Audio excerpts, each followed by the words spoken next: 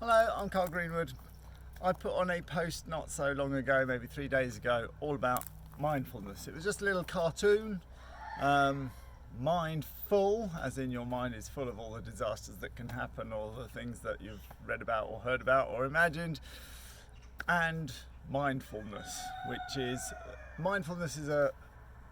a modern take on appreciation, on gratitude, on making sure that we're observing everything that's good about the situation. I have a lot of people write to me and say, oh, I went on a hack and do you know what? I was worried that loads of things, dreadful things were going to happen. In the end, nothing happened at all. So why was I worried? And I think that's terribly sad. You went on a hack and you came out with the conclusion that nothing happened at all, when actually loads of things happened. The sunlight glinted off the little tufts in your horse's ears, the breeze was warm, the children were giggling, the flowers were out, the bees were buzzing. Everything that you could have noticed, you didn't notice. Well, if you'd have been looking out for those things, deliberately making the effort to look out for those things, that's what mindfulness is. And then I got a great comment underneath saying, underneath my cartoon, and this is all very easy to say, be mindful, not have you mindful, but not so easy to do. Have you got any tips? And that's what's led to this video. Yes, there's tips. Practice, practice, practice, practice, practice, practice.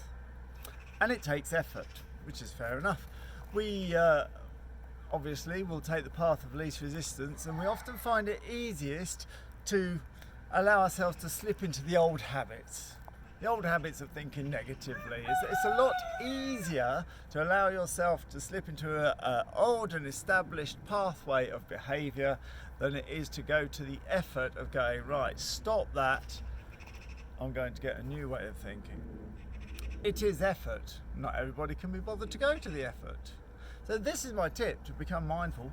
Go to the effort. Why should we go to the effort? If you're negative thinking, and that's turned into a habit that is so powerful that it actually takes a lot of work to change that habit to be mindful and enjoy the thing that you like to do. Well, when a habit begins to take over your life, when it comes increasingly difficult to change a habit, what do we call that? When you've got a habit that's very, very difficult to kick, it's called an addiction. It's called an addiction. If you're finding it that hard to take the effort to stop one habit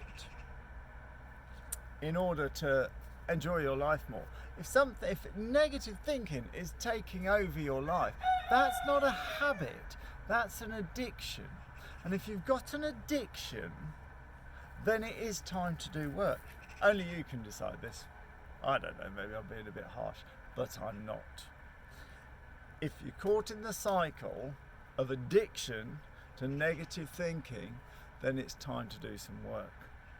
And what's the work? Simply to go to the effort to be mindful about the good things, the beautiful things, the nice things of horses and indeed your whole life. Washing your hands under hot water that's piped to your house.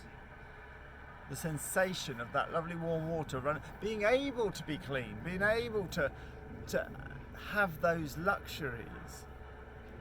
I mean, that's wonderful. It used to be called gratitude, and now it's called mindfulness, but it's the same thing.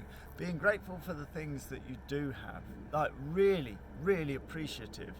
The carpet on your stairs when you come down in the morning, how we've gone to the effort to make that nice and warm and plush underneath your feet, and carrying it on as much as possible, which requires work, because if you focus on the positive, there is no room to focus on the negative. Let me explain what I mean. If you imagine that tomorrow is going to be a good day, or tomorrow is going to be a bad day.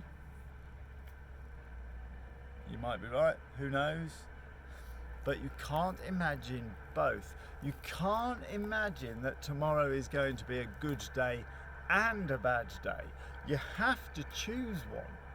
And when you choose one, there's no room for the other. This is why people go on rides and they can be in the most beautiful season, in the most beautiful country in the world, and miss it all. Because if you're thinking about negative thinking, then you're not thinking about the positive parts.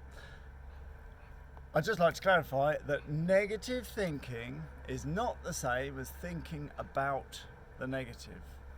I run a rider's confidence course here, and all day long we have the greatest of fun thinking about when we fall off, what we're going to do. When the horse rears, what we're going to do. When the pheasant jumps out and the horse spins or ducks out, what are we going to do?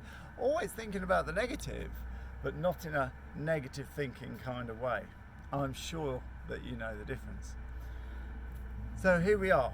If we want to be mindful, we've got to practice, practice, practice, practice.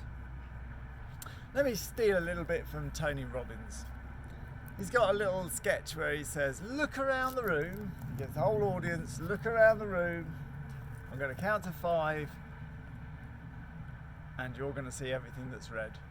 And he counts to 5 and the audience is all looking around the room. Then he says, now then, tell me everything that was blue. Obviously you can't, because you weren't looking for the blue. When you look across the situation, you're going to see one thing at the expense of not seeing another. So this is what mindfulness is. Practice, practice, practice. Be appreciative of the things in your life that bring you pleasure, the fortunes that we do have, and then you won't be able to focus on the things that you don't have. I'm Karl Greenwood at the Centre of Horseback Combat. Thanks for listening.